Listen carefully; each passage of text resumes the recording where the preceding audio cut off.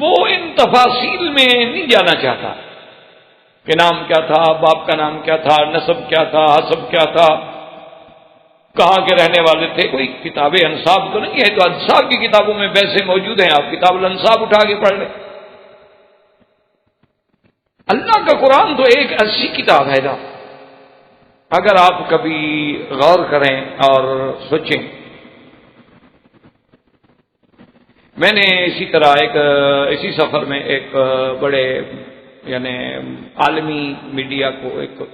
سبب ہو گیا تھا انٹرویو کا،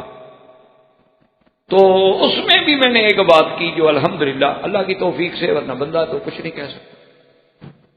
تو ان کو بھی میں نے کہا آپ یہ مجھے بتائیں، اور اس کے بعد بھی آپ اگر قرآن کو اور اسلام کو نہ مانیں تو بڑی زیادتی ہوگی، آپ انصاف کی بات کریں کہ یہودیت ہم سے پہلے موجود ہے، عیسائیت ہم سے پہلے موجود ہے. حضرت عیسیٰ علیہ السلام بھی پہلے گزرے، موسیٰ علیہ السلام بھی پہلے گزر گئے. اس کا مطلب ہے یہودیت بھی پہلے تھی اور عیسائیت بھی ہم سے پہلے تھی، اسلام تو بعد میں آیا. اسی طرح اگر ہم دیکھیں وثنیت، جیسے آپ کا ہندو ازم ہے، بتوں کی عبادت، یا بدھ مت ہیں یا یدھ مت ہیں، تو یہ بھی قدیم ہے، یہ بھی ہم سے پہلے. نوح علیہ السلام کے زمانے میں بھی تو بت پوجے گئے نا، ودن وسواعا ویغوث ویعوق ونسرا، تو یہ بھی ہم سے پہلے. تو میں نے کہا کہ جب آپ لوگ جو ہیں یہودیت تھی، نصرانیت تھی، اچھا عباد شمس بھی پہلے تھے کہ حضرت ابراہیم علیہ السلام کو باقاعدہ ان سے مناظرہ کرنا پڑا. آپ قصہ ابراہیم علیہ السلام میں سن چکے کہ فلما رأى الشمس بازغة قال هذا ربي هذا اکبر. عباد الشمس بھی تھے. عباد النار جنہیں آج کل آپ پارسی کہتے ہیں، مجوسی، یہ بھی پہلے سے.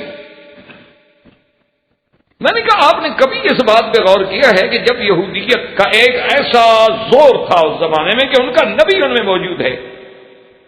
کلیم اللہ موجود ہے. عیسائیت جب اپنے عین عروج پہ تھی کہ حضرت عیسیٰ علیہ السلام خود موجود ہیں زمین پہ،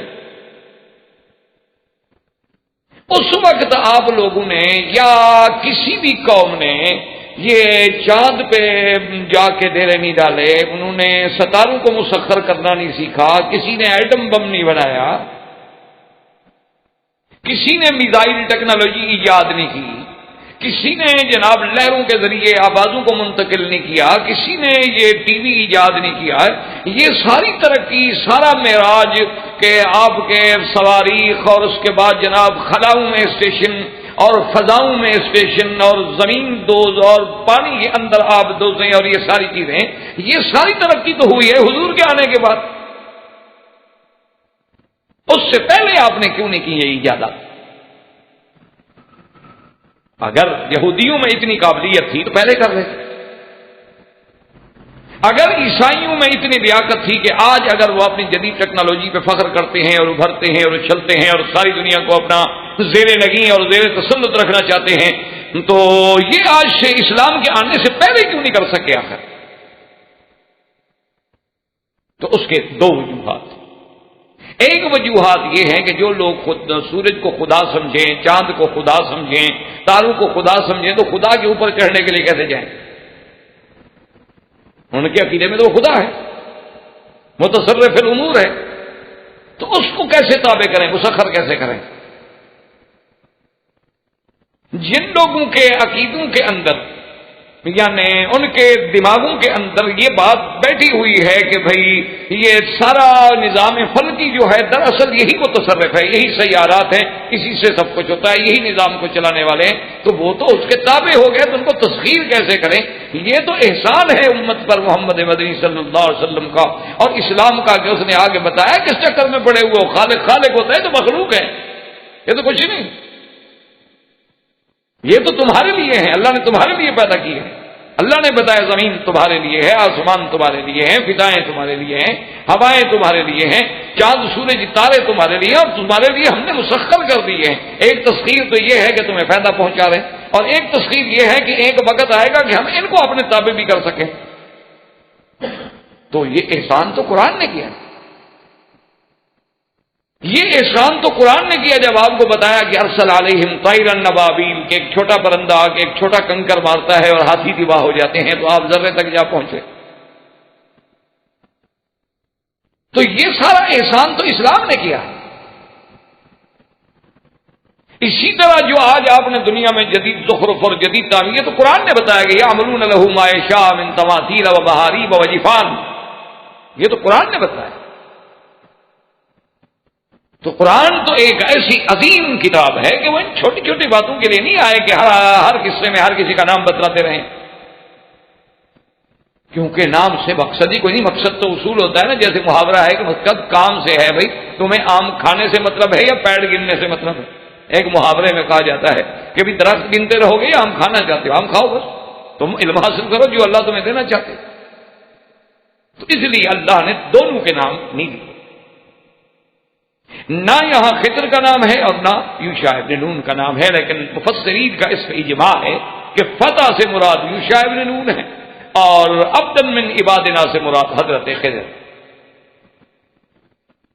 اب یہ سمجھیں کہ سیدنا خضر علیہ السلام کو خضر کیوں کہا جاتا تھا؟ تو بعض علماء کرام یہ فرماتے ہیں کہ سرسبز و شاداب، آپ کہتے ہیں نا بھئی یہ درخت تو ماشاءاللہ بڑا سبز ہے، بڑا خضر ہے، تو آپ کو بھی اللہ نے ایسا جمال دیا تھا کہ آپ کا نشاد جو ہے اس وجہ سے آپ کو خضر کہا گیا۔ اور بعض علماء فرماتے ہیں کہ نہیں، خضر کا معنی دراصل یہ تھا کہ آپ کو اللہ نے یہ عظمت دی تھی کہ آپ اگر کسی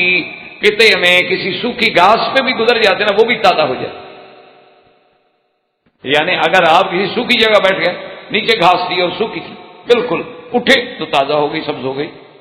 کہیں سے گزر گئے تو وہ تازہ ہو گئی، تم نے کانٹوں کو چھوا اور گلستان کر دیا، اس لیے ان کا لقب جو ہے وہ حضرت خضر۔ اب اللہ تبارک و تعالیٰ نے موسیٰ علیہ السلام کو حکم دیا کہ حضرت خضر کے پاس جائیں،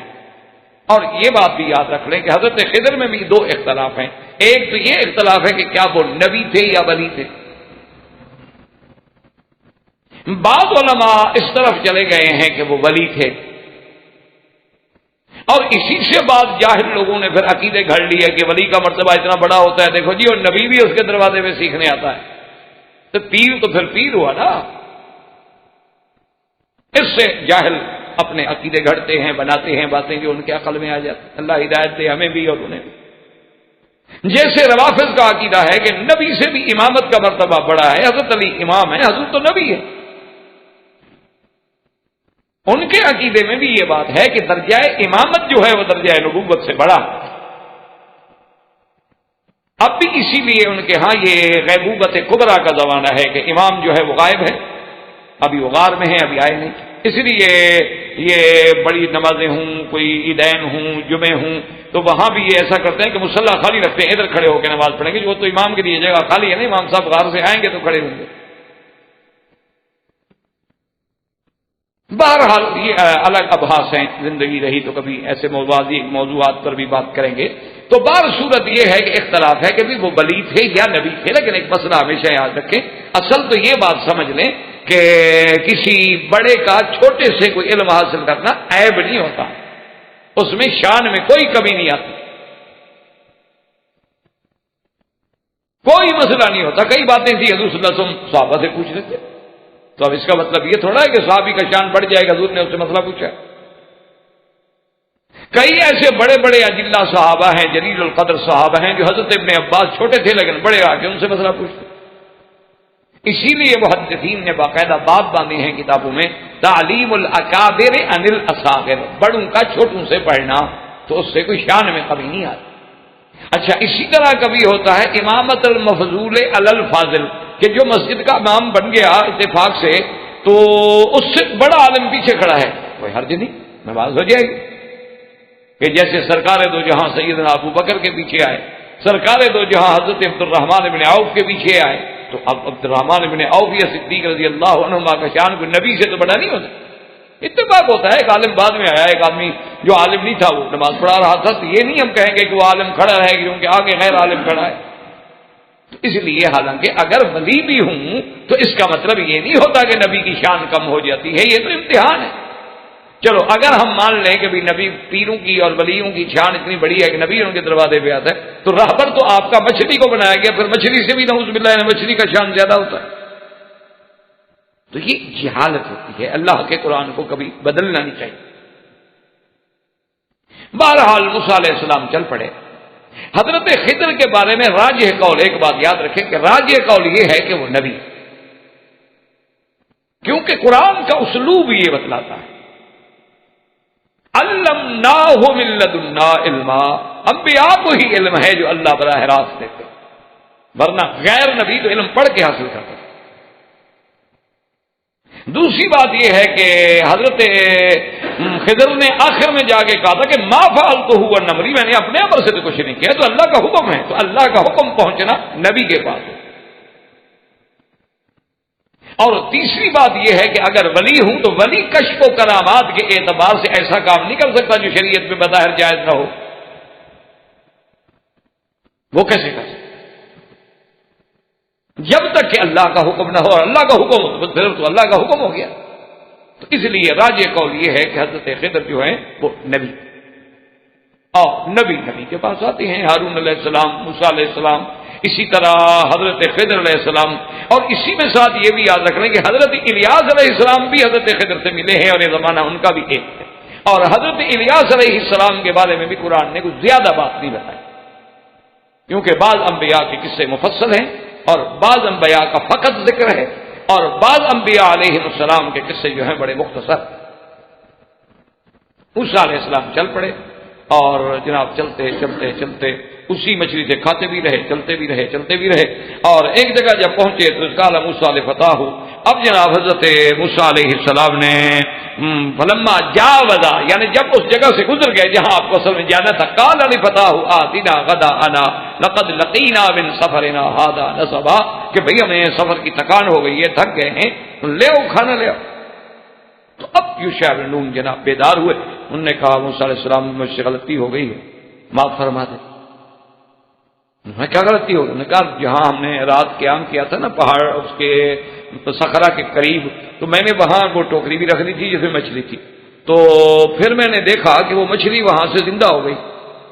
اس ٹوکری میں زندہ ہونے کے بعد جو اچھلی تو پانی میں چلی گئی، اور پانی میں جب گئی تو جہاں جہاں جاتی گئی وہ سڑک بنتی گئی.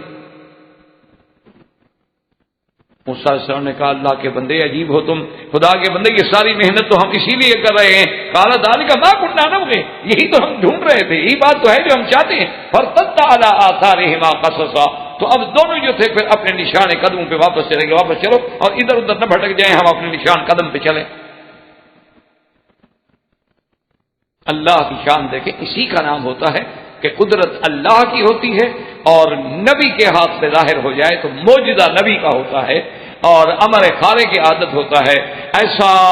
آپ نے آج تک دنیا اتنی ترقی کر گئی ہے اور علم کی معراج کو چھو رہی ہے، ایسا انتظام دیکھا ہے کہ ایک مچھلی کو چلا دو اور مچھلی پانی میں چلتی جائے، اس کے بعد سڑک بن دی جائے. حضرت موسیٰ علیہ السلام جب وہاں پہنچے تو جگہ پہچان لی گئی، کیونکہ اس کے بعد تو پاؤں کے نشان نہیں، اور وہ راستہ بھی موجود ہے. تو حضرت یوشع بن نون اور حضرت موسیٰ علیہ السلام اس راستے میں چلے. آگے وہ دریا جو تھا وہ ایسے حصوں میں تقسیم ہو جاتا تھا کہ درمیان میں جزیرہ، یعنی درمیان میں خشکی، ادھر ادھر دریا بہ رہا. تو جزیرے پہ پہنچے، دیکھا کہ ایک آدمی کپڑا لے کے لیٹ رہا، اور یہ لیٹنے والے کون تھے؟ حضرت خضر. تو ایک تو بات آپ نے انشاءاللہ سمجھ لی کہ راجح قول یہ ہے کہ نبی تھے. وہ بہت سارے علماء یہ کہتے ہیں کہ وہ ولی، لیکن جمہور کی رائے یہ ہے کہ وہ نبی. اسی طرح دوسرا اختلاف یہ ہے کہ کیا خضر علیہ السلام زندہ موجود ہیں یا فوت ہو گئے. تو بہت سارے لوگوں کا اس طرف بھی رجحان ہے کہ خضر علیہ السلام زندہ ہیں. حتیٰ کہ بعض لوگوں نے تو یہ بھی لکھا ہے کہ جی سالانہ ملاقات ہوتی ہے حضرت خضر اور الیاس علیہ السلام کی. اور بعض لوگوں نے، بزرگوں نے اپنے خوابوں میں بھی یہ ذکر کیا ہے کہ ہماری بھی حضرت خضر سے ملاقات ہوئی. لیکن اللہ کے قرآن نے اس بات پہ بحث ہی نہیں کی، کیونکہ مقصد ہی نہیں. تو اس میں بھی یاد رکھیں کہ راجح قول یہ ہے کہ حضرت خضر علیہ السلام فوت ہو. اگر حضرت خضر علیہ السلام زندہ ہوتے تو سرکار تو جہاں فرماتے ہیں لو کان موسیٰ حیا لما وسعہ الا اتباعی، اگر موسیٰ علیہ السلام بھی آج موجود ہوتے تو میری شریعت کی اتباع کرتے. عیسیٰ علیہ السلام بھی اتریں گے تو حضور کی شریعت پہ چلیں گے. تو خضر زندہ ہوں اور حضور کے پاس نہ جائیں، یہ بات ہو سکتی؟ یہ کوئی تصور ہے؟ اور دوسرا ایک صحابی نے پوچھا تھا حضور پاک سے کہ حضور قیامت کب ہوگی؟ صحیح حدیث میں فرمایا قیامت کا تو علم اللہ کو ہے، ان اللہ عنده علم الساعہ، وہ تو اللہ جانتے ہیں، قل انما علمها عند اللہ، اللہ کے سوا کسی کو۔ ہاں پر میں کچھ اشرات ہیں، مشاریط ہیں، نشانیاں ہیں جو میں تمہیں بتا سکتا ہوں۔ تو ان نشانیوں میں حضور بتاتے گئے اور اس کے بعد یہ فرمایا کہ آج کے دن سے ٹھیک 100 سال بعد، یعنی 1 صدی کے بعد، آج جو بندے اس زمین پہ زندہ ہیں وہ 100 سال کے بعد زندہ نہیں ہوں گے۔ یہ میں اللہ نے خبر دی ہے، بتا سکتا ہوں، لیکن سب کی قیامت کب ہوگی اللہ جانتا۔ تو اس حدیث کا مقصد یہ تھا کہ جو جس وقت حضور یہ بات فرما رہے ہیں، یعنی اس سے لے کر 100 سال میں اس وقت جو لوگ موجود ہیں، یعنی اگر کوئی بچہ ہے تو وہ بھی 100 سال کے اندر یعنی مر جائے گا، اگر کسی کی عمر 40 ہو گئی ہے، مقصد یہ ہے کہ اور عمر پوری کر کے، مقصد ہے کہ 1 صدی کے اندر اندر یہ جیل جو ہے، نسل جو ہے ختم ہو جائے گی، اس سے اگلی نسل چلے۔ تو اگر خضر علیہ السلام زندہ ہوتے تو اس حدیث کے مطابق ان کو بھی تو صدی میں فوت ہو جانا چاہیے، نہ کہ زندہ رہنا چاہیے۔ تو یہ بھی دلیل ہے کہ حضرت خضر علیہ السلام جو ہے ان کی وفات۔ اب حضرت موسیٰ علیہ السلام جب پہنچ چکا السلام علیکم، تو انہوں نے چادر کے اندر سے ہی فرمایا وعلیکم السلام، من این علمت السلام، کون ہو بھائی، تم نے سلام کہاں سے سیکھا؟ موسیٰ علیہ السلام صاحب جلال تھے، جو انہوں نے فرمایا کہ انا موسیٰ۔ انہوں نے کہا اچھا موسیٰ ابن عمران، تم وہ جو بنو اسرائیل میں نبی ہیں؟ انہوں نے کہا ہاں۔ انہوں نے کہا پھر میرے پاس کیا کہا، یہاں کیوں آئے ہیں آپ؟ تو انہوں نے کہا میں تو کچھ سیکھنے کے لیے آیا ہوں۔ انہوں نے کہا جی نہیں، آپ میرے مدرسے میں نہیں پڑھ سکتے، اس لیے کہ اللہ نے آپ کو جو علوم دیے ہیں وہ علوم تشریعی ہیں، اور اللہ نے مجھے جو علوم دیے ہیں یہ علوم تکوینی ہیں۔ تشریعی اور تکوینی میں آسمان و زمین کا فرق ہے، اور جو علوم تمہارے پاس ہے ان کا مجھے پتہ نہیں، جو میرے پاس ہے ان کا آپ کو پتہ نہیں، آپ میرے ساتھ نہیں چل سکتے، آپ صبر نہیں کر سکتے، کیونکہ ہمارے ہاں تو آرڈر ہے تکوینی، امر ہے اللہ کا یہ کر دو، سمجھ نہیں آئے گا۔ شریعت میں تو شریعت تو ظاہر کو دیکھے گی۔ موسیٰ علیہ السلام نے کہا کہ نہیں، انشاءاللہ ستجدنی انشاءاللہ صابرا، میں انشاءاللہ صبر کروں گا، برداشت کروں گا، ولا اعصی لک امرا، اور تیرے کسی حکم کی نافرمانی بھی نہیں کروں گا۔ علم حاصل بھی تب ہوتا ہے جب طالب میں یا سامع میں صبر بھی ہو، برداشت بھی ہو اور اطاعت کا مادہ بھی۔ حضرت خضر نے فرمایا موسیٰ علیہ السلام آپ نہیں صبر کر سکے۔ انہوں نے کہا کہ نہیں میں صبر کروں۔ انہوں نے کہا اچھا ٹھیک چل۔ تو اب حضرت خضر، حضرت موسیٰ علیہ السلام اور حضرت یوشع، یہ تینوں جو ہیں چل پڑے، اور راستے میں ایک دریا تھا، اس پہ آ کے دیکھا تو کشتی والے مل گئے، ان کشتی والوں نے آپ کو بٹھا دیا، پار پہنچایا، جب اترے تو ان کی کشتی توڑ دی۔ موسیٰ علیہ السلام غصے میں آ گئے، انہوں نے کہا اچھا یہی صلہ دیا ہے آپ نے ان کی خدمت کا کہ بغیر کرائے کے بیچارے ہمیں لے آئے، آنکھوں پہ بٹھایا، دریا عبور کرایا اور آپ ان کی کشتی توڑ ڈالی۔ انہوں نے کہا میں نے آپ سے پہلے کہا تھا کہ آپ صبر نہیں کر سکے، آپ صبر نہیں کر سکے، مہربانی کریں آپ کیا ہے۔ انہوں نے کہا اچھا دیکھیں پہلی دفعہ غلطی ہو گئی ہے، انسان ہے نا، آئندہ میں صبر کروں۔ انہوں نے کہا اچھا ٹھیک چلو۔ آگے جب گئے تو دیکھا کہ ایک بچہ جو ہے وہ کسی بستی کے باہر بچوں کے ساتھ کھیل رہا ہے، فقتلہ، آپ نے فوراً اس کو قتل کر دیا۔ موسیٰ علیہ السلام تو جلال میں آ گئے، کہا قتلت نفسا زکیۃ بغیر نفس لقد جئت شیئا نکرا، عجیب آدمی ہو، بغیر کسی گناہ کے ایک بچے کو مار دیا، قتل اور قتل انسانی۔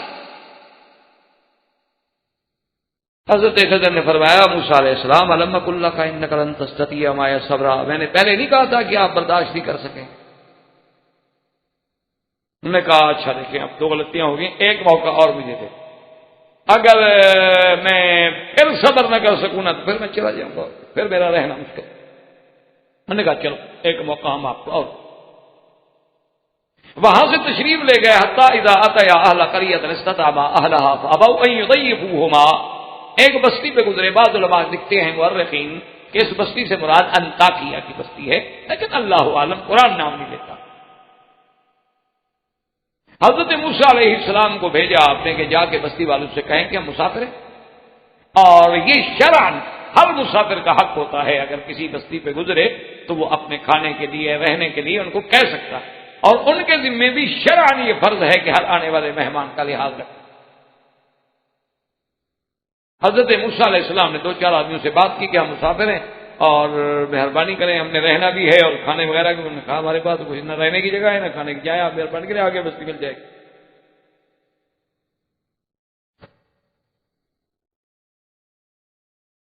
حضرت موسیٰ علیہ السلام واپس آئے غصے، انہوں نے کہا حضرت یہ کیسے بستی ہے، یہ 3 آدمیوں کو رہنے کی جگہ نہیں دے سکتے اور 3 آدمیوں کو کھانا نہیں کھلا سکے، عجیب لوگ۔ تو حضرت خضر چل پڑے، راستے میں جا رہے تھے کہ ایک دیوار تھی لیکن وہ تھوڑی مائل ہو چکی تھی، اندازہ یعنی ہو رہا تھا کہ اب یہ آ رہی ہے تو گر نہ جائے۔ تو حضرت خضر علیہ السلام نے ہاتھ سے سیدھا، جب وہ دیوار سیدھی ہو گئی موسیٰ علیہ السلام پھر جوش میں آتا، دیکھا عجیب بات ہے، یہ بستی والوں نے ہمارے ساتھ یہ سلوک کیا ہے کہ ہمیں کھانے کو بھی نہیں دیتے اور آپ جو ہیں جناب مہربانی کر کے ان کی دیواریں بنا رہے ہیں، مزدوری کر رہے ہیں۔ کالا لو شی طرف تخت پھر ہم بھی ان سے مزدوری لیتے دیوار ٹھیک کرنے کی، جب ان کا اخلاق یہ ہے کہ ہمیں کھانا نہیں دیتے۔ اور خدا کی شان ہے، تاریخ میں یہ واقعہ آتا ہے کہ اسی بستی کے لوگ جب صحابہ قرآن جمع کر رہے تھے تو صحابہ کے پاس آئے اور آگے کہنے لگے کہ قرآن شریف میں ہے نا کہ حضرت موسیٰ جب آئے فَأَبَوْا أَن يُضَيِّفُوهُمَا، اگر مہربانی کر کے اس با کا نقطہ اوپر لگوا دو نا، فَأَتَوْا أَن يُضَيِّفُوهُمَا، ہمارے لیے تو ناک کٹنے والی بات ہے، کہتے ہیں عجیب بستی تھی جو نبی کو بھی کھانا نہیں کھلایا۔ تو یہاں تو ہے نا ابو انکار کیا، اگر نیچے سے نقطہ اٹھا لو اوپر ڈال دو فَأَتَوْا، ہم تو آئے تھے دعوت دینے کے لیے، انہوں نے قبول نہیں کی، تو ترجمہ ہی بدل جائے گا۔ صحابہ نے کہا عقل کرو، ہم اللہ کے قرآن میں رد و بدل کریں؟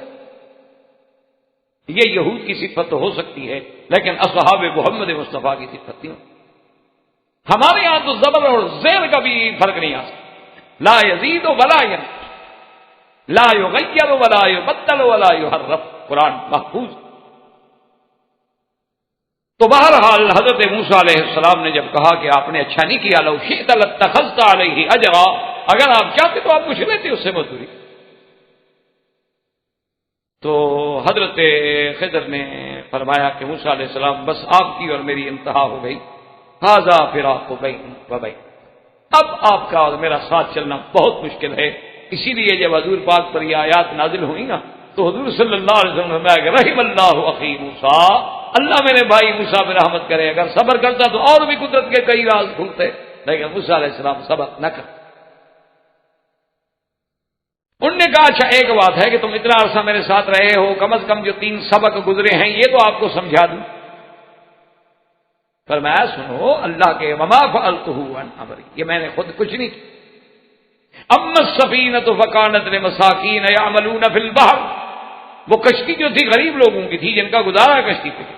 اور ایک بادشاہ نے آرڈر دیا تھا کہ کشتیاں بگار میں پکڑی جائیں، تو جب وہ پکڑنے والے آئیں گے دیکھیں گے ٹوٹی ہوئی کشتی ہے، اس کو چھوڑ دیں گے، باقی پکڑ کے لے جائیں گے، تو یہ تو غریب ایک پھٹا لگا کے پھر اپنی روزی کماتے رہیں، اور اگر میں نہ توڑتا تو اس کو بھی پکڑ کے لے جاتے، 1 مہینہ بگار میں رہتی ہے تو مر جاتے، بھوکے بھی جاتے، نوکری بھی کرو پیسہ بھی نہ ملے۔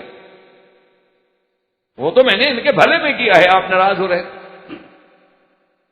باقی یہ رہی بات کہ میں نے اس بچے کو کیوں قتل کر دیا تھا، اس بچے کو میں نے کیوں مار دیا تھا۔ اما الغلام فکان ابواہ مؤمنین، اس کے والدین جو ہیں وہ بڑے ایمان والے اور ان کا یہ بڑا محبوب بچہ، اور اس بچے نے اللہ کی تقدیر میں آگے جا کے کافر ہونا اور اپنے کفر کی وجہ سے والدین کو بھی اسلام سے نکال کے کافر بنا دیتا اور وہ بھی اپنے بچے کی محبت میں آ کے کافر ہوتا۔ اس لیے اللہ نے حکم دیا کہ اس کفر کی شاخ کو بڑا ہونے سے، درخت بننے سے پہلے کھاؤ، اللہ کے حکم سے۔ باقی جب رہ گئی دیوار کی بات، اما الجدار فکان لغلامین یتیمین فی المدینۃ وکان تحتہ کنز لہما، اور وہ دیوار جو گر رہی تھی اس کے نیچے خزانہ دفن ہے 2 یتیم بچوں کا، اگر وہ دیوار گر جاتی وہ خزانہ ظاہر ہو جاتا، لوگ لوٹ کے لے جاتے، تو یتیم تو گئے، ختم ہو گئے۔ اس لیے اللہ نے مجھے حکم دیا کہ میں دیوار کو سیدھا کر دوں، جب وہ بچے جوان ہوں گے وہ اپنی جگہ سے آ کے خود احتیاط کے ساتھ خزانہ نکالیں گے۔ تو جو کچھ میں نے کیا ہے یہ اللہ کے حکم سے کیا ہے، اس کے بعد آپ کا اور میرا آگے ساتھ چلنا جو ہے وہ ناممکن۔ تو موسیٰ علیہ السلام واپس آ گئے۔ اصل تو اللہ کی طرف سے ایک ابتلا تھا، تنبیہ تھی، ورنہ اللہ چاہتے تو موسیٰ علیہ السلام کو بھی علم دے سکتے تھے۔ اسی طرح ضمن بقایا قصہ موسیٰ علیہ السلام میں آپ کی قوم میں ایک شخص گزرا ہے جس کا نام قارون، اس کا بھی ذکر اللہ نے قرآن میں کیا، ان قارون کان من قوم موسیٰ فبغى، اور اس کو اللہ نے اتنی دولت دی تھی، اتنی خزائن دیے تھے کہ بعض مفسرین نے لکھا ہے کہ اس کی چابیاں جو ہے نا وہ ایک سارے خزائن کی چابیاں ایک دفعہ آدمی نہیں اٹھا سکتا تھا بلکہ خچروں پہ اٹھائی جاتی، لیکن قارون اپنی دولت کی بنا پہ اکڑ گیا، اور لوگوں نے جب اس کو سمجھایا کہ تم خیال کرو تو کہا انما اوتیتہ علی علم عندی، بھئی یہ اللہ کی مرضی تھوڑی ہے کہ مجھے دولت ملی، میرے پاس علم ہے، میں سمجھتا ہوں اقتصادیات کو، تم نہیں سمجھتے، یہ جو ہمیں سب کچھ ملا ہے اس لیے کہ آپ بیکورڈ لوگ ہیں، آپ پیچھے رہے گا، آپ کو کیا پتا کہ نہیں اقتصادیات کیا ہوتی ہے، وہ تو ہمیں پتا ہے آئی ایم ایف کو یا ورلڈ بینک کو کہ کس طرح لوگوں غریبوں کا خون چوسا جاتا ہے، یہ تو صرف انہوں نے سیکھا ہے، ہم تو غریب ہیں نا جی، ہمیں تو پتہ ہی نہیں کہ اقتصادیات کیا ہوتی ہے، لیکن انشاءاللہ یہ تہذیب جو ہے نا ان کی اور ان کی اقتصادی ترقی ایک وقت آئے گا اپنے خنجر سے خود کشی خود کرے، اور بہت جلد وہ وقت قریب۔ تو بہرحال تو لوگوں نے کہا کہ نہیں، انہوں نے کہا نہیں انما اوتیتہ علی علم عندی، مجھے اللہ نے علم دیا، اللہ تو میں کہہ رہا ہوں اللہ کو مانتا تو ایسی بات نہ کہتا، بعض نے کہا وہ کہتا تھا یعنی علم کیمیا، علم کیمیا کا معنی ہوتا ہے سونا بنانا، اچھا پہلے یہ آپ کے جدید علماء جدید سائنس کے ماہرین سونے بنانے کے منکر کرتے ہو، کہتے کوئی سونا چونا نہیں بنتا، اب قائل ہو گئے ماشاءاللہ، اب وہ کہتے ہیں کہ اگر ذرہ بن سکتا ہے ایٹم کا تو سونا بھی بن سکتا ہے، اب آہستہ آہستہ قائم ہو گئے ہیں، بلکہ اب تو انہوں نے یعنی سونے کے پانی بھی بنا لیے، گولڈ واٹر بھی بنا لیے، اس کے انجیکشن بھی بنا لیے، اور بعض امراض میں وہ اس کو استعمال بھی کرتے۔ پہلے جب ہمارے علماء کہتے تھے کہ سونا نہیں، جھوٹ بولتے، سونا کیسے بن سکتا، اور پہلے جب اطباء جو ہیں یعنی بڑے بڑے اطباء ہمارے جو گزرے ہیں یا اس زمانے میں بھی گزرے ہیں تو وہ سونے کا کشتہ بناتے تھے، تو کئی دفعہ بڑے بڑے ڈاکٹروں سے بس انہوں نے کہا جی یہ بس ایسے لوگوں کو بے وقوف بناتے ہیں، سونے کا کشتہ کیا فائدہ دے گا، آپ کسی کو کھلا دیں اس کے بعد جو اس کے براز کا آپ ٹیسٹ کروا لیں، وہ جتنا کھائے گا نکل کے براز میں آ جائے گا، تو فائدہ اس نے کیا دیا، چلو بھائی وہ اندر سے گزرا تو ہے نا، آپ نے جو یہ چین پہنوا دی ہے یہ کیا فائدہ دیتی ہے، تو باہر باندھی ہوئی ہے، یہ اس امراض کو کیسے فائدہ دیتی ہے، تو اس کا مطلب ہے کہ معدنیات کے ٹچ کرنے سے بھی کوئی فائدہ ہوتا ہے، اور وہ معدنیات جب اندر سے گزر کے جا رہی ہے تو معدے میں ہر جگہ سے خون سے گزرتے ہوئے پہنچ رہی ہے اپنے مقام پہ، کیلوس و کیموس میں، تو فائدہ اس کا کیسے نہیں ہوتا۔ بہرحال کچھ عرصے کے بعد وہ بھی مان لگے، شریف لوگ ہیں بات مان لیتے ہیں، پہلے خود کہہ دیتے ہیں یہ گولی بہت مفید ہے، اور پھر کہہ دیتے ہیں خیال رکھنا کینسر پیدا ہوتا ہے اس سے، یہ ان کے علوم کی ترقی، انشاءاللہ وہی آ جائیں گے، فکر نہ کریں۔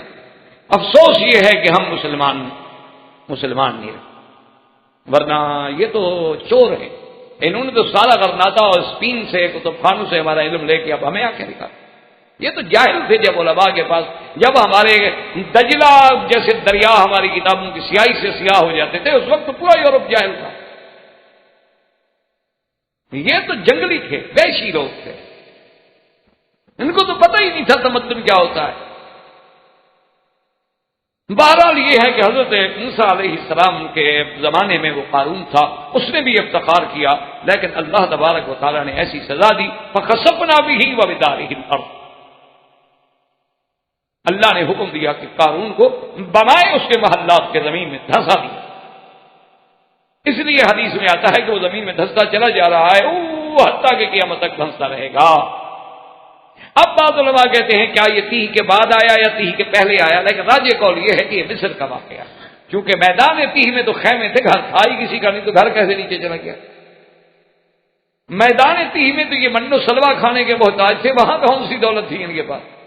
یہ مصر کا واقعہ تھا۔ یہ بھی اللہ نے دکھایا کہ بعض فرعون طاقت کے اعتبار سے، حکومت کے اعتبار سے فرعون بن جاتے ہیں، اور بعض لوگ جو ہیں وہ دولت کے اعتبار سے فرعون بن جاتے ہیں، لیکن انجام دونوں کا ہلاکت و تباہی کے سوا کچھ نہیں ہوتا، ایک پانی میں غرق ہوا، ایک کو اللہ نے خشک زمین میں غرق کر۔ اب سیدنا موسیٰ علیہ السلام کی وفات کے بعد اللہ نے حضرت یوشع ابن نون کو بھی نبوت عطا فرما، اور حضرت یوشع ابن نون کی قیادت میں اب وہ نسل جو تھی نا جی، وہ پہلی نسل جو تھی وہ تو گزر گئی، جو جہاد سے منہ موڑنے والے تھے، جنہوں نے جہاد سے منہ موڑا تھا، انکار کیا تھا، وہ تو 40 سال تھی میں 40 سنۃ یتیہون فی الارض، 40 سال تک جناب وہاں سرگردان رہے، تو لازمی بات ہے کہ ان کا اگر کوئی بچہ بھی پیدا ہوا ہو اس زمانے میں تو 40 سال کا ہو گیا، اگر کوئی 10 سال کا تھا تو 40 سال اور گزر گیا تو 50 کا ہو گیا۔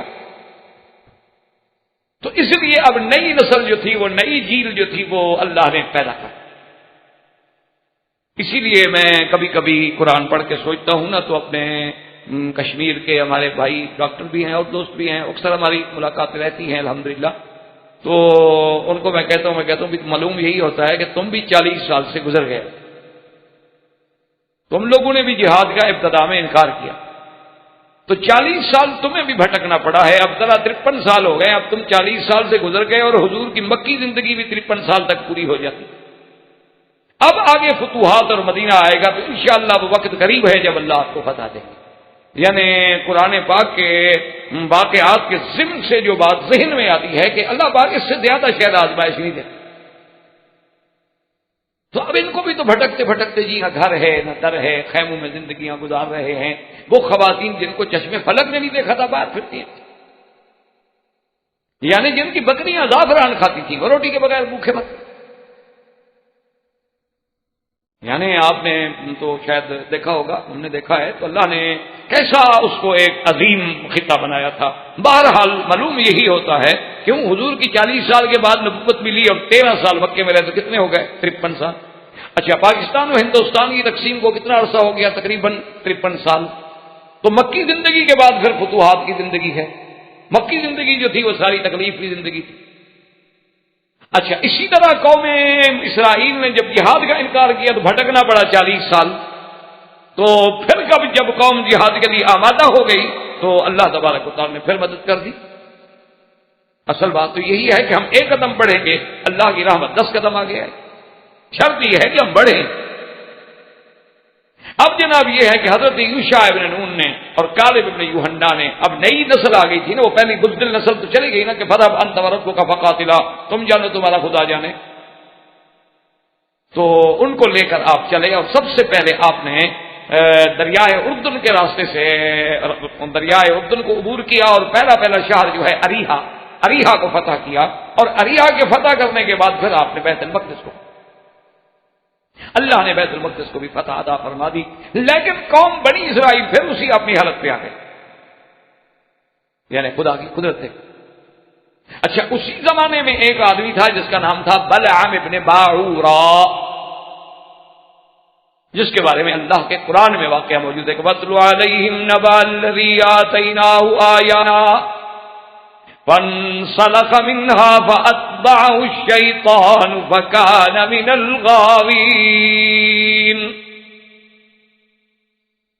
اللہ تبارک و تعالیٰ نے فرمایا کہ میرے محبوب ان کو وہ بات بھی سنائے کہ ایک آدمی گزرا ہے جس کو ہم نے اپنی آیات کا علم دیا، جن کو ہم نے علم دیا، بعض علماء کہتے ہیں کہ اس کو اللہ نے اسم اعظم کا علم دیا، اور اسم اعظم کا معنی یہ ہوتا ہے کہ الذی اذا دعی بہ استجاب، کہ اس سے جو بھی دعا مانگو فوراً قبول ہو جاتی۔ اللہ نے فرمایا لیکن اس بدبخت نے اپنے آپ کو دین سے نکال لیا، میرے دین کو چھوڑ دیا، فانسلخ منھا، میرے دین سے نکل گیا۔ سلخ کہتے ہیں جیسے بکری کی چمڑی اتارنے، اس کو کہتے ہیں سلخ، اسی لیے آپ نے دیکھا نا جہاں بکرے آپ کہتے ہیں مسلخ، یہاں ان کے چمڑا اتارا جاتا۔ فَأَتْبَعَهُ الشَّيْطَانُ، جب اس نے ہمارا دین چھوڑ دیا تو شیطان پیچھے لگ گیا۔ پہلے تو دین کی وجہ سے کچھ رکاوٹ تھی نا، تو جب آدمی دین چھوڑ دے، اب دیکھیں نا، آپ کم از کم صرف نماز کے لیے بھی آتی ہوں تو کئی وجوہات کی بنا پر آپ کئی برائیوں سے رک جاتے ہیں۔ جیسے ہمارے بعض بزرگ کہتے تھے کہ بیٹا اور کوئی فائدہ ہو نہ ہو داڑھی کا، اتنا فائدہ اس اسلام کی وردی کا ہوتا ہے کہ بندہ کئی گناہوں سے بچ جاتا۔ جاتے جاتے شرم آتی، یار لوگ کیا کہیں گے داڑھی ہے، کہاں جا رہا۔ اچھا، آدمی جناب خدا نہ کرے کوئی کسی یعنی اس پہ کھڑا ہو کسی دکان پہ، یعنی شراب کی دکان پہ داڑھی کے ساتھ، تو آدمی تو سوچے یار کوئی دیکھے گا اور کیا کہے گا، یہ داڑھی والا آدمی اور شراب کی دکان، یہ داڑھی والا آدمی اور کلب، یہ داڑھی والا آدمی اور پب، یہ تو کلب ہے نا، اللہ عالم کلاب سے ہے یا پتہ نہیں کلب سے ہے، یہ تو آپ کو آتا ہوگا انگریزی سے، تو ہم تو ابھی پڑے ہوئے نہیں ہیں کہ آخر اس قلب کا ویسے بدل کاف وہی ہے جو خلاف میں استعمال ہوتا ہے، دوسرا نقطے والا نہیں ہے، دل والا کاف نہیں ہے کاف وہی جو آپ مثلا قلب لکھیں یا قلب، کلبان، کلاب، کلیب، وہی ہے۔ تو بہرحال جو بھی ہے، تو اس لیے داڑھی سے بھی آدمی بچتا ہے، داڑھی بھی گناہوں سے روکتی ہے۔ جیسے آپ نے دیکھا نہیں کہ کئی دفعہ آدمی تھوڑی سی اگلا کر یار تمہارے منہ پہ داڑھی ہے، یعنی وہ بھی سمجھتا ہے کہ داڑھی والے کو ایسی غلط بات نہیں کہنی چاہیے، کیونکہ داڑھی تو سنت رسول ہے، جب اس نے اللہ کے نبی کی وردی پہنی ہوئی ہے تو کچھ تو لحاظ ہے۔ اچھا، اب جناب بہرحال یہ ہے کہ اللہ تبارک و تعالیٰ کی ہر چیز پر اللہ خود قرآن میں کہتے ہیں کہ فانسلخ منھا، جب دین سے نکلا شیطان پڑ گیا، جب شیطان پیچھے پڑ گیا ہلاک ہو گیا۔ اور ہلاک بھی کیسے ہو گیا؟ اللہ فرماتے ہیں وَلَوْ شِئْنَا لَرَفَعْنَاهُ بِهَا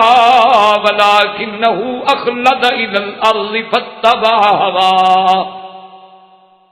فَمَثَلُهُ كَمَثَلِ الْكَلْبِ إِن تَحْمِلْ عَلَيْهِ يَلْهَثْ أَوْ تَتْرُكْهُ يَلْهَثْ۔ اس لیے مولویوں سے ناراض نہ ہوا کریں کہ ہم نے آپ کے قلب شریف کو قلب کہہ دیا، قرآن بھی کہہ رہا ہے قلب، مولوی نہیں کہہ رہا اکیلا۔ بعض اوقات ہوتا ہے نا جی، نوجوان کو غصہ آتا ہے جی قلب ہماری بڑی مقدس جگہ ہے، بیٹھنے کی، ملنے کی، میٹنگز کی، انڈور آؤٹ ڈور گیمز کی، اور پتہ نہیں کیا کیا گیمز ہوتی ہیں، گیم تو بہت ساری ہوتی ہیں۔ باہر صورت اب قرآن خود بتا رہا ہے کہ ہم چاہتے ہیں ہم اس کو بچا لیتے، لیکن وہ تو نیچے گر گیا اور اپنی خواہشات کے پیچھے چل پڑا، اور اس کی حالت یہ ہو گئی جیسے کتا، فَمَثَلُهُ كَمَثَلِ الْكَلْبِ۔ وجہ کیا تھی کہ اس کے پاس بنو امالکہ، وہ جو جبارین تھے نا بیت المقدس میں، جن کی وجہ سے موسیٰ علیہ السلام کی قوم داخل نہیں ہوئی تھی، وہ آ گئے، انہوں نے کہا کہ ہم نے سنا ہے کہ یوشع ابن نون کی قیادت میں جو ہے آ رہے ہیں وہ بیت المقدس میں، آپ کے پاس اس میں اعظم ہے، دعا کرو بس اللہ ان کو نعوذ باللہ روک دے، ہلاک کر دے، برباد کر دے۔ اس نے کہا جی عقل کی بات کرو، میں اس میں اعظم کے ساتھ دعا کروں نبی اور نبی کے ساتھیوں پر؟ انہوں نے کہا جناب آپ ہماری برادری کے ہیں، ہماری قوم کے۔ تو انہوں نے جناب بڑے ہدایہ دیے اور بڑے جناب پیسے دیے، اور جب پیسے اور ہدیہ شریعہ آ گیا تو اب پھر بڑے بڑے مولوی اور پیر بک جاتے ہیں۔ وہ بھی جناب اس کی لہر میں آ گیا، کہنے لگا اچھا ٹھیک ہے مجھے لے چلو پہاڑ کی چوٹی پہ بیٹھ کے میں دیکھوں کہ وہ لشکر کہاں ہے اور پھر میں دعا کروں گا۔ پہاڑ کی چوٹی پہ بٹھایا اور اس میں اعظم کے ساتھ اس نے حضرت یوشع ابن نون کے خلاف، ان کے لشکر کے خلاف بد دعا دینی شروع کی۔ اچھا خدا کی شان ہے، جب بد دعا کرے تو زبان سے دعا نکلے، اور جب اپنی قوم کے لیے دعا کرے تو بد دعا نکلے، اور اس کو سزا یہ ملی اللہ کی طرف سے کہ زبان جو تھی نا وہ باہر نکل گیا۔ اور تمام دنیا کے جانوروں میں واحد خسیس جانور جو ہے وہ کتا ہے، جس کی زبان باہر نکلی ہوتی ہے، ورنہ ہر آدمی کی زبان ہر حیوان کے اندر ہوتی ہے۔ ان تحمل علیہ یلحس وان تترکہ یلحس، اللہ نے فرمایا کتا ایسی بدبخت چیز ہے، اس کو دوڑاؤ، ڈراؤ، بھگاؤ تب بھی زبان باہر نکال کے سانس لیتا ہے، ہانپتا ہے، ویسے بیٹھا ہوا ہو تو پھر بھی زبان نکال کے ہانپ رہا ہے۔ تو اللہ نے اس کو بھی سزا دی کہ اس کی بھی زبان باہر آ گئی۔ اب اس کے بعد پھر اس نے کوشش کی دوبارہ ان کو گمراہ کرنے کی، کہنے لگا اپنی عورتوں کو اچھا میک اپ کرا کے، سنگار کرا کے، میں تو برباد ہو گیا، میرا تو اس میں اعظم بھی گیا اور ایمان بھی گیا اور ہر چیز گئی، لیکن چلو ان کے خلاف میں رستہ بتاتا ہوں تمہیں جیتنے کا، کہ اپنی عورتوں کو سنگار کراؤ اور بنی اسرائیل کے لشکر میں بھیج دو، اگر وہاں کچھ لوگوں نے زنا کر لیا نا وہ پھر برباد ہو جائے۔ جس قوم میں زنا آ جاتا ہے اللہ اس کو تباہ، چاہے وہ انفرادی ہو یا اجتماعی ہو۔ الزنا یخرب البنا، زنا جو ہے وہ گویا عمارت کو، خراب تعمیر کو تخریب میں ڈالنے والی۔ اور اسی طرح اللہ معاف کرے، اللہ معاف کرے، اللہ معاف کرے، یہ بھی روایات میں آتا ہے کہ جب زانی کسی عورت سے، لڑکی سے کسی ناجائز طریقے سے زنا کرے تو یہ دماغ میں ضرور رکھ لے کہ اس کا بدلہ میرے خاندان سے ضرور لیا جائے گا، میرے خاندان سے بھی زنا ہوگا۔ جیسے میں کسی کی عصمت سے کھیل رہا ہوں، میری عزت و عصمت سے بھی کوئی کھیلے گا، اللہ بدلہ لیتے ہیں اور دنیا میں لیتے ہیں، یہ بھی نہیں آخرت کی سزا، تو آخرت کی سزا ہے نا۔ تو بہرحال یوشع ابن نون کے لشکر میں بھیجا گیا، ایک آدمی نے زنا کیا، لیکن اللہ نے رحمت کی کہ فوراً پتہ لگ گیا، تو انہوں نے اس کو قتل کیا اور قتل کر کے اس کی لاشیں باہر پھینک دی، پھر ان کو معافی مل۔ اب اسی طرح حضرت یوشع ابن نون کے زمانے سے آگے جب حضرت یوشع ابن نون کا دور ختم ہوا تو اس کے بعد دور آیا حضرت حزقیل کا، اور بعض علماء کہتے ہیں حضرت شمویل کا، اور بعض کہتے ہیں کہ دراصل یہ دونوں نام ایک ہیں، وہ بھی اللہ کے نبی تھے، اور پھر بنو اسرائیل پہ ادبار آیا کہ پھر ان پہ حملہ ہوا، تو ان کی مقدسات، تبرکات اور ایک تابوت بنا ایک صندوق، اس میں بزرگوں کے عطایا اور حضرت ہارون علیہ السلام کا جبہ اور موسیٰ علیہ السلام کا عصا اور کتاب تورات اور الواح جو تھے جس تختیوں پہ تورات لکھی ہوئی تھی اس کے ٹکڑے وہ سارے کے سارے اس میں تھے، وہ بھی اٹھا کے لے گئے۔ وہ تو دشمن تھے نا جی، ان کو کیا؟ اچھا اٹھا کے لے گئے تو خدا کی شان دیکھیں کہ انہوں نے کیا کیا، وہ بت پرست قوم تھی، انہوں نے جا کے وہ تابوت نیچے رکھا اور اپنے بت کو اوپر رکھ دیا کہ بھئی مسلمانوں کے یا بنو اسرائیل کے اہل کتاب کے اس تابوت کی توہین۔ اچھا جب صبح کو آئے تو کیا دیکھتے ہیں کہ بت نیچے ہے اور تابوت اوپر رکھا ہے۔ انہوں نے کہا یار یہ رات کون کر گیا؟ انہوں نے جناب پھر انتظام کیا اچھی طرح کہ پھر اس کو نیچے رکھا اور اپنے جھوٹے خدا کو اوپر رکھ دیا اور تالے شالے لگا دیے اور پہرے بٹھا دیے کہ بالکل رات کو کوئی آتا ہے یہ حرکت کرتا ہے۔ جب تالے لگے صبح کو آئے تو کیا دیکھتے ہیں کہ خدا بھی یہاں نیچے پڑے ہیں، صندوق سر پہ رکھی۔ انہوں نے کہا جناب یہ تو اور عجیب ہو، یہ کیا بات؟ اب انہوں نے یہ کیا کہ صندوق نیچے رکھ کے اس کے ساتھ باقاعدہ زنجیریں لگا کے اس کو زمین میں گاڑ دیا اور اس کے اوپر خدا رکھ دیا۔ صبح کو آئے تو ساری زنجیریں بھی اس کے اوپر ہیں، صندوق بھی اوپر ہے، خدا ٹوٹا پھوٹا نیچے پڑا ہے۔ تو بہرحال اب حضرت حزقیل علیہ السلام کا جب دور آیا تو انہوں نے اعلان کیا اپنی قوم کو کہ جہاد کے لیے تیار ہو جاؤ، اس قوم سے ہم نے جہاد کرنا ہے جو تابوت لے کر چلی گئی اور جس نے بیت المقدس کی توہین کی، لیکن میری شرط ہے جہاد کے لیے وہ آدمی چلے جس کی اگر کسی نے خطبہ کیا ہے، نکاح کیا ہے اور ابھی اس کی شادی ہونے والی ہے، رخصتی ہونے والی ہے، وہ نہ جائے میرے ساتھ۔ جس کے بعد کے پھل پکے ہیں اور زراعت کے اندر اس کی گندم ہے یا کاشت ہے وہ تیار کھڑی ہے، ابھی کاٹنے کا وقت ہے، وہ بھی نہ جائے۔ میرے ساتھ تو وہ چلیں جو خالص اللہ کے لیے چلیں، پھر ان کو پیچھے کی تڑپنا۔ انہوں نے کہا ٹھیک ہے، تو آپ ایک لشکر لے کے چل پڑے، اور اس سے پہلے خدا کی شان یہ ہے کہ ایک لشکر جو ہے اس میں سے کچھ لوگ نکلے نافرمانی کرتے ہوئے کہ جی ہم نہیں جاتے جہاد پہ، وہ نکلے تو ان پر موت آ گئی۔ اللہ تبارک و تعالیٰ کے امتحان ہیں۔ اب حضرت حزقیل علیہ السلام جو ہیں ان کو اپنے لشکر کو لے کر اللہ کے راستے میں چل، اور جب آگے چلے تو انہوں نے حضرت قرآن مجید میں یہ بھی آتا ہے کہ حضرت آپ حزقیل نے دعا کی کہ یا اللہ یہ جو لوگ مر گئے ہیں سزا کے طور پہ ان کو دوبارہ زندگی عطا فرما دے۔ ان کو بھی اللہ نے دوبارہ زندگی عطا فرما دی۔ اب آپ نے ان سے کہا کہ اب تو تم تیار ہو جہاد کے لیے؟ انہوں نے کہا جی بالکل تیار۔ اب جب تیار ہو گئے تو جب لشکر سارا تیار ہوگا، وقال لهم نبيهم ان اللہ قد بعث لكم طالوت ملکا، اللہ کے نبی نے فرمایا کہ یہ طالوت جو ہے نا یہ تمہارا بادشاہ ہے، یہ تمہارا بڑا ہے، اس کی دیر۔ انہوں نے کہا نہیں یہ تو غریب آدمی ہے، اس کو ہم کیسے مان لیں؟ انہوں نے کہا غریبی کی بات نہیں، اللہ نے اس کو علم دیا ہے، اللہ نے اس کو شان دی ہے، اور پھر اس کی نشانی یہ ہے کہ اس کی قیادت میں جب تم جاؤ گے تو تم دیکھو گے کہ وہ تابوت جو تمہارا چوری ہو گیا تھا نا وہ خود بخود واپس ہو جائے گا۔ تو جب وہ واپس آ جائے تو سمجھ لینا کہ میرا بادشاہ طالوت جو ہے سچا ہے۔ اللہ کی شان ہے کہ قدرت نے وہ جب انہوں نے دیکھا نا اس قوم نے کہ جب بت کے نیچے رکھتے ہیں تو بت کے اوپر آ جاتا ہے، پھر بت کے نیچے رکھتے ہیں بت کے اوپر آ جاتا ہے، تو انہوں نے ایک جناب بیلوں کی ریڑھی لے کے اس کے اوپر سوار کر کے اس کو بیت المقدس کی طرف بھیجے اور کہا ہمارے پاس ہو ہی نہ کچھ ہے۔ تو اب خدا کی شان یہ ہے کہ طالوت ابھی لشکر لے کے نکلے اور تابوت پہنچ گئے۔ اب قوم کو تسلی ہو گئی کہ بھی جو بات کی تھی وہ تو ٹھیک ہے۔ تو حضرت طالوت علیہ السلام نے ایک فیصلہ کیا، فلما فصل طالوت بالجنود قال ان اللہ مبتلیکم بنہر، آپ نے فرمایا کہ دیکھو سوچ لو اب ہم جب گزریں گے آگے تو ایک نہر آئے، اور جس بندے نے اس نہر سے پانی سیراب ہو کے پی لیا اس کا میری جماعت سے کوئی تعلق نہیں، میں فوج سے نکال دوں گا۔ ہاں کسی نے کوئی جنو بھر کے لے لیا ہاتھ سے تھوڑا سا پیاس بجھانے کے لیے معمولی سی، اس کے لیے تو معافی ہے، لیکن سیراب ہو کے پانی نہیں پینا، یہ تمہارا امتحان ہے، اور جو نہیں پیئیں گے وہی میرے ساتھ چلیں گے۔ اب جناب جب نہر پہ آئے وہ اللہ تبارک و تعالیٰ کا قرآن کہتے ہیں شربوا منہ الا قلیلا منہم، سب نے پانی پی لیا جناب پیٹ بھر کے، تھوڑی سی جماعت باقی رہ گئی۔ بعض کہتے ہیں 80,000 کا لشکر تھا، صرف 4,000 باقی رہ گئے، باقی سب نے پانی۔ اب جناب اس کے بعد آپ تشریف لے گئے، اب وہ کہنے لگے کہ جناب ہم لا طاقت لنا اليوم بجالوت وجنودہ، کہ آگے جو مقابلے پہ لشکر ہے اس کا جو بڑا تھا وہ جالوت تھا، انہوں نے کہا اس کا لشکر بہت طاقتور ہے، اس کے ساتھ ہم مقابلہ نہیں کر سکتے، لیکن اللہ کے پیغمبر کی ہدایت کے مطابق حضرت طالوت علیہ السلام نے فرمایا کہ صبر کرو، اللہ تبارک و تعالیٰ کی مدد جو ہے وہ صبر والوں کے ساتھ ہوتی ہے۔ کم من فئۃ قلیلۃ غلبت فئۃ کثیرۃ باذن اللہ، کتنی چھوٹی جماعتیں ہیں جو بڑوں پہ اللہ کی اذن سے غالب آ جاتی ہیں، واللہ مع الصابرین، صبر کرو، دعائیں مانگی اور لشکر کو لے کے چل پڑے۔ اچھا، جالوت جو تھا وہ اتنا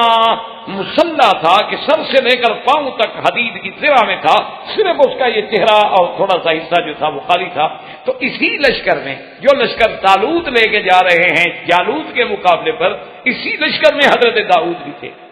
اور اس وقت حضرت داؤد علیہ السلام جو ہیں ابھی جوانی ہے اور نبوت ابھی نہیں ملی، اور ایک مجاہد کی حیثیت میں جہاد میں شریک ہیں۔ تو حضرت داؤد علیہ السلام تو دیکھا کہ بھئی سامنے جالوت لشکر کی قیادت کر رہا ہے، اور وہ تو سارا اس کا لشکر جو ہے وہ زنجیروں میں اور لوہے میں جکڑے ہوئے ہیں، تو انہوں نے ان کے پاس تھی غلیل، غلیل تو ہم کھیلتے رہے بچپن میں، تو حضرت نے جناب اس غلیل سے ایسا کس کے نشانہ مارا نا، سیدھا اس پہ درایا اور گر گیا، وہ مر گیا۔ یعنی آپ دیکھیں آج اسی غلیل سے لڑ رہے ہیں فلسطینی، اللہ کے قرآن نے یہ واقعات ایسے نہیں بیان کیے کہ ہم پڑھیں اور گزر کے، فتح آخر غلیل والوں کی ہونی ہے، یہ لکھ لیں۔ یہ تو ہمیں سزائیں مل رہی ہیں اپنے گناہوں کی، اپنی سیئات کی، اپنے نقض عہد کی، اللہ سے بے وفائی کی، اور اس لیے حب مال کی اور کراہت موت کی، ورنہ فتح تو انشاءاللہ بالکل اسلام کی ہونی ہے۔ الاسلام یعلو ولا یعلی، اسلام پہ کوئی غالب نہیں آ سکتا۔ تو اب جناب آپ نے جب مارا حضرت داؤد علیہ السلام، اس کو لگا تو جالوت گر گیا، جب جالوت گر گیا فوج بھاگ گئی اس کی۔ انہوں نے کہا جب ہمارا بادشاہ مر گیا تو اب لڑنے کا کیا فائدہ؟ اس دور میں تو یہ ہوتا تھا نا، بس بادشاہ مر گیا تو بھاگ جاتی تھی ڈر کے۔ تو اللہ تبارک و تعالیٰ نے طالوت علیہ السلام کو فتح عطا فرمائی، اور سیدنا داؤد علیہ السلام کا نام جو ہے وہ عظمت کے ساتھ، اور ساری قوم جناب حضرت داؤد کے پیچھے پڑ گئی ہے، ماشاء اللہ ان کی وجہ سے فتح ہو گئی نا اللہ تبارک و تعالیٰ نے۔ تو اب اس کے بعد انشاءاللہ قصہ سیدنا داؤد اور سلیمان علیہ السلام زندگی باقی، واللہ تعالی اعلم وعلمہ اتم۔ برادران اسلام، واجب الاحترام بزرگوں، دوستوں، بھائیوں، عزیز نوجوانوں، قصص الانبیاء علیہم الصلاۃ والسلام کے ضمن میں ہم نے یہاں تک تلاوت کیا تھا کہ جب حضرت شمویل علیہ السلام نے جالوت کے مقابلے کے لیے ارادہ فرمایا اور طالوت کو انہوں نے اپنا فوج کا سربراہ بنا کے جنگ کے لیے بھیجا، تو حضرت طالوت علیہ السلام کے لشکر میں حضرت داؤد علیہ السلام بھی شریک تھے،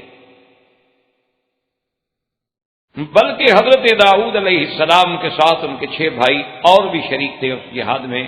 جو طالوت علیہ السلام کی قیادت میں وقت کے ظالم بادشاہ جالوت کے خلاف کیے تھے۔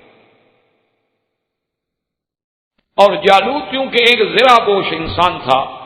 لیکن حضرت داؤد علیہ السلام نے اسے غلیل میں رکھ کے ایسا پتھر مارا کہ اس کے خالی مقام پہ لگا، اور اللہ کی قدرت ہے وہ گرا اور مر گیا، اس کی فوج شکست کھا گئی۔ اس سے حضرت داؤد علیہ السلام کو ایک بہت بڑی عزت ملی۔ اور اس کے بعد یہ بھی روایات میں موجود ہے کہ طالوت علیہ السلام نے پھر حضرت داؤد علیہ السلام کو اپنا داماد بنا۔ جب طالوت فوت ہوئے تو پھر قدرتی طور پہ حضرت کی ذہانت اور قابلیت اور آپ کی عبادت اور آپ کی عظمت کو دیکھ کر قوم جو تھی آپ کی بیعت میں متفق ہو گئی، اور اس کے بعد آپ بادشاہ۔ اللہ تبارک و تعالیٰ نے حضرت داؤد علیہ السلام کو اس دور میں ایک بہت بڑی سلطنت عطا فرمائی، اور سلطنت کے ساتھ ساتھ اللہ تبارک و تعالیٰ نے سیدنا داؤد علیہ السلام کو بہت بڑی نعمتوں سے نوازا۔ ایک تو اللہ نے حضرت داؤد علیہ السلام کو ایسی آواز عطا فرمائی تھی کہ جو کسی کو نہیں ملی، اور دوسرا اللہ تبارک و تعالیٰ نے پہاڑوں کو اور پرندوں کو ان کو بھی مسخر کر دیا تھا سیدنا داؤد علیہ السلام کے ساتھ، کہ جب آپ صبح و شام زبور کی مناجات تلاوت فرماتے، اللہ کا ذکر کرتے، اللہ کی تسبیح کہتے، تو پہاڑ اور پرندے جو تھے وہ بھی آپ کے سروں پہ سایہ کر کے کھڑے ہو جاتے اور پہاڑ بھی ساتھ تسبیح کہتے۔ اور بعض روایات میں تو اتنی باتیں بھی آئی ہیں کہ اگر تسبیح کے اوقات طویل ہو جاتے تو بعض پرندے جو ہیں وہ گر جاتے، بھوک سے کمزوری سے گر کے مر جاتے، لیکن وہ چھوڑ کے نہیں جاتے۔ اس کو بعض مفسرین نے، جو ہمارے دور کے جدید مفسرین کرام ہیں، اللہ بہرحال سب پہ رحمتیں فرمائے، جس نے بھی دین کی جیسے خدمت کی ہے، باقی انسان ہے، غلطیاں تو ہر انسان سے ہوتی ہیں، بڑے بڑوں سے ہوتی ہیں۔ ہمارے کچھ مفسرین نے اس کو یہ تأثر یہ دیا ہے کہ بھئی یعنی وہ حضرت داؤد علیہ السلام کی آواز اور پہاڑوں میں علیحدگی میں بیٹھ کے پڑھنا اور صبح کا وقت شام کا وقت، تو وہ ایک ایسا سما بن جاتا تھا، یعنی ایسی معلوم یہ ہوتا تھا کہ بھئی پرندے بھی رک گئے ہیں اور پہاڑوں سے بھی وہ گونج پیدا ہوتی، تو معلوم ہوتا کہ پہاڑ بھی ساتھ تسبیح کہہ رہے ہیں۔ انہوں نے کہا کہ جیسے آج آپ بعض عمارتیں ایسی ہوتی ہیں کہ اس عمارت کے اندر اگر آپ کوئی آواز کریں تو آپ کو معلوم ہوگا کہ مجھے میری آواز کا جواب آ رہا ہے۔ جیسے کہ ایک مشہور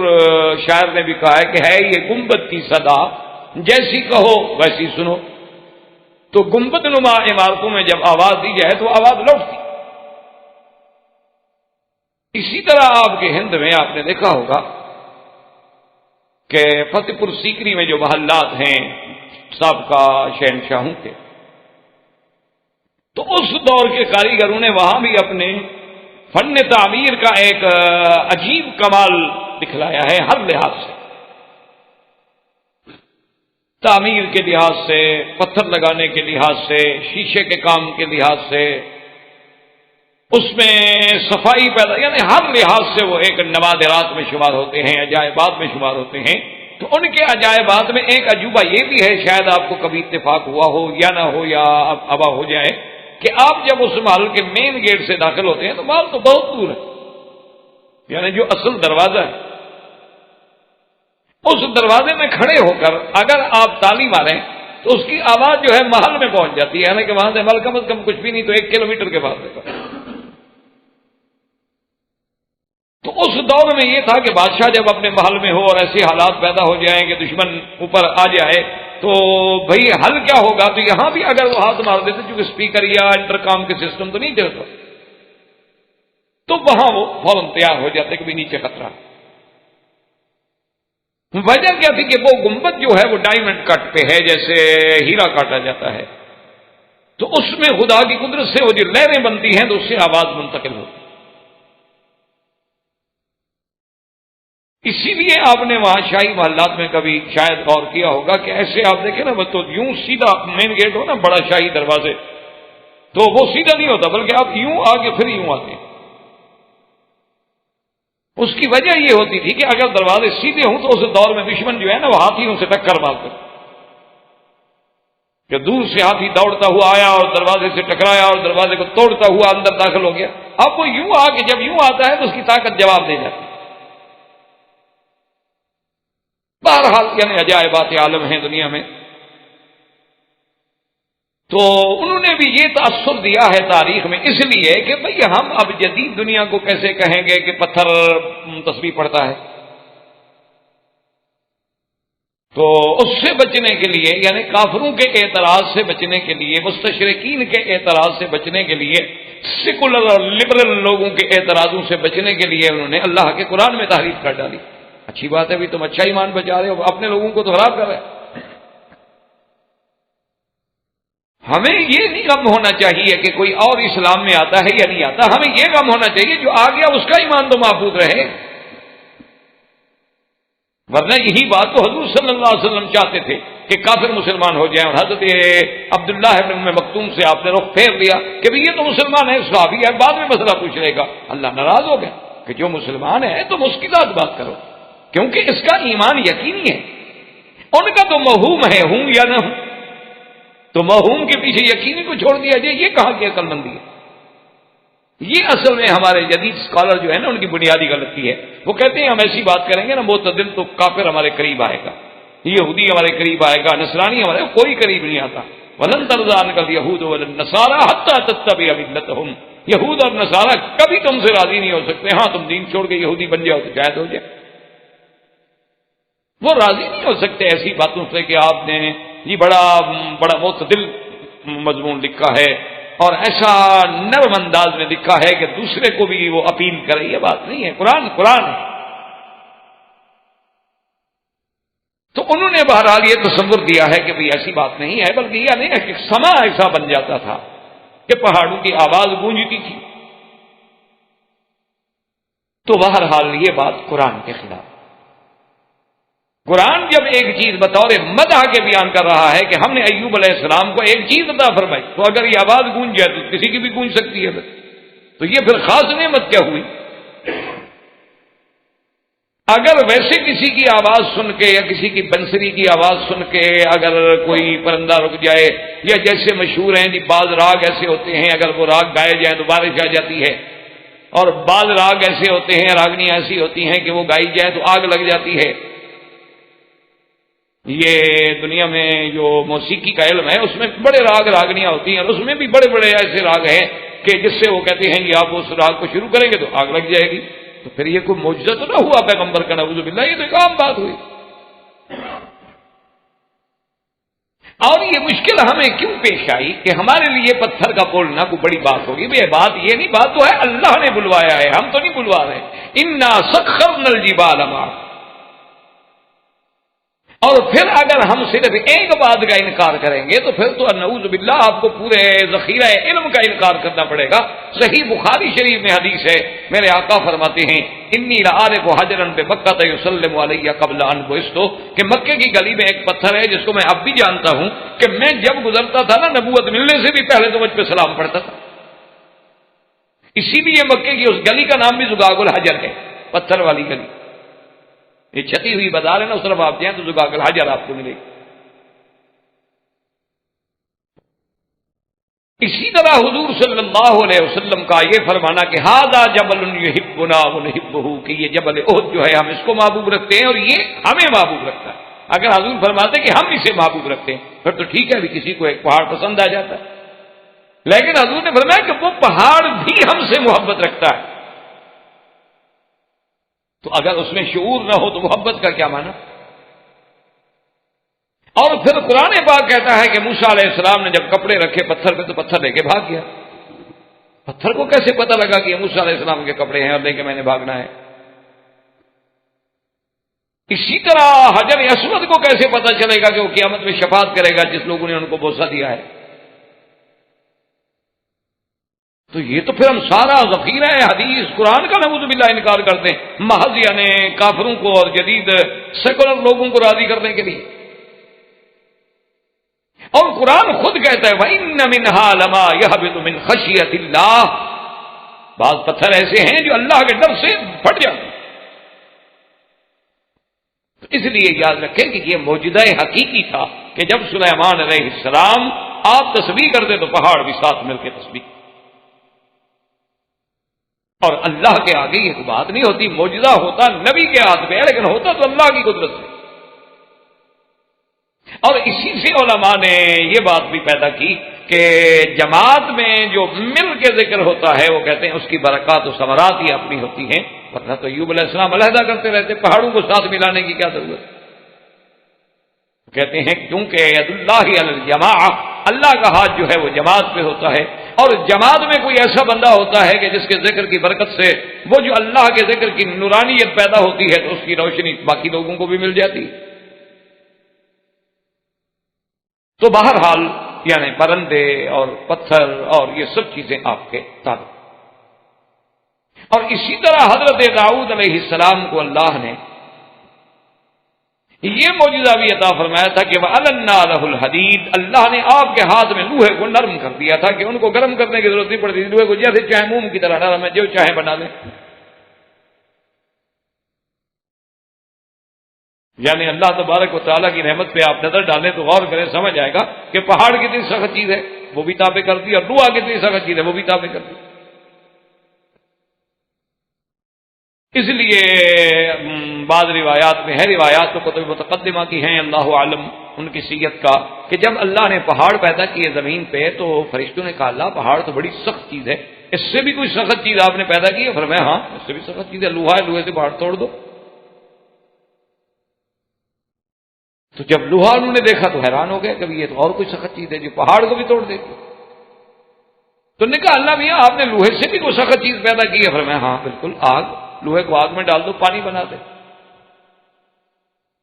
فرشتے اور حیران، نے کہا اللہ میاں پھر آگ سے بھی کچھ بڑی سخت چیز ہے؟ فرمایا ہاں پانی ڈال دو آگ بجھ جائے گی۔ نے کہا اللہ میاں آپ نے پانی سے بھی کوئی سخت چیز پیدا کی؟ فرمایا ہوا چلا دو پانی خشک ہو جائے، اڑ جائے۔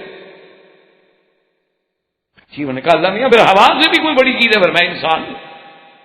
اس کے تابع تو میں پھر ان ہواؤں کو بھی مسخر کر دوں گا، ان پہاڑوں کو بھی، ان آگ کو بھی، ان لوہے کو بھی، سب چیز اس کے ہاتھ میں کر دوں۔ انسان تو بڑی چیز، اشرف المخلوقات۔ تو اللہ نے یہ معجزہ بھی حضرت داؤد علیہ السلام کو عطا فرمایا تھا کہ لوہا بھی آپ کے ہاتھ میں نرم ہو جائے۔ حضرت داؤد علیہ السلام اس کے ساتھ یاد رکھیں کہ بادشاہ ہونے کے باوجود روٹی مزدوری کر کے کھاتے تھے، زریں بناتے تھے، وہی لوہے کی زرہیں جو پہنی جاتی ہیں جنگوں میں، اس کو بیچ کے روٹی کھاتے۔ اور حضرت داؤد علیہ السلام نے اپنے اوقات کار کو کچھ ایسا تقسیم فرمایا تھا کہ جس کے بارے میں سرکار دو جہاں صلی اللہ علیہ وسلم نے فرمایا کہ احب الصیام الی اللہ صیام داؤد، اللہ کو بہت زیادہ پسند ہے روزہ داؤد علیہ السلام۔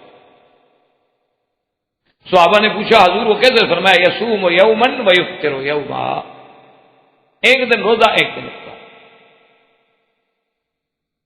اور اللہ کی شان دیکھیں کہ عیسیٰ علیہ السلام یصوم یوما ویفطر یومین، سلیمان علیہ السلام ایک دن روزہ رکھتے اور 2 دن افطار کرتے، ان کے روزے کا یہ الگ۔ اور ان کے بعد جو آئے ہیں حضرت سلیمان علیہ السلام کے بعد اللہ کے نبی حضرت عزیر آئے، حضرت زکریا آئے، تو ان کے بارے میں آتا ہے کہ وہ مہینے کے پہلے 3 دن، درمیانے 3 دن اور پھر آخری 3 دن روزے رکھتے۔ اور میرے آقا نے اپنی امت پہ رحمت کی اور شفقت کی اور فرمایا کہ جو بھی مہینے میں صرف 3 روزے رکھ لیا کرے، 13، 14، 15، اور رمضان کے روزے رکھ لیا کرے تو گویا یہی صائم الدہر ہے۔ یا اگر اتنا بھی نہیں کر سکتا تو رمضان اور 6 شوال کے روزے رکھ لے، تب بھی گویا کہ وہ صائم الدہر ہے، اس نے سارا سال روزے رکھے، کیونکہ ایک مہینے کے 30 دن اور 6 وہ ملا کے 36، اور 36 ضرب 10 360 ہو گئے، کیونکہ من جاء بالحسنۃ فلہ عشر امثالها، 10 گنا نیکی تو ملنی ہی ملنی ہے، اس سے زیادہ اللہ جس کو چاہے دے دے۔ تو حضرت داؤد علیہ السلام نے اسی طرح عبادات کے بھی اپنے ٹائم رکھے ہوئے تھے، اور اس میں پھر وہ کسی کی مداخلت کو برداشت نہیں کر سکتے۔